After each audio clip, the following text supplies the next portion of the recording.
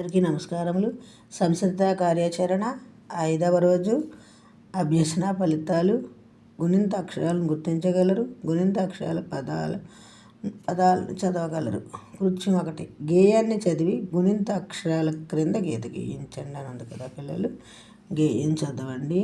ఈ విధంగా నేను గుణింత అక్షరాల క్రింద గీత పెట్టాను. మీరు కూడా ఈ విధంగా పెట్టుకోవాలి. పాడుతాను చూడండి పిల్లలు.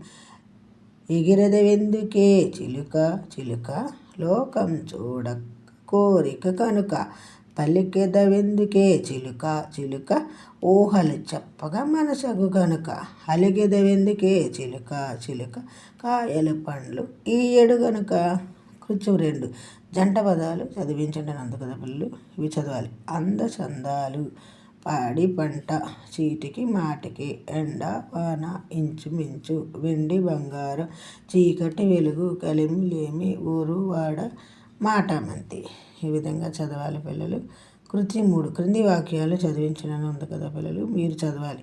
ఊరు వాడ తిరగండి, పూలు కాయలు ఏరండి, వీరికి వారికి పంచండి, ఆటలు బాగా ఆడండి, పాటలు బాగా పాడండి, చదువులు బాగా చదవండి. ఈ విధంగా 5వ రోజు సంసిద్ధత కార్యాచరణ పూర్తి చేయాలి పిల్లలు.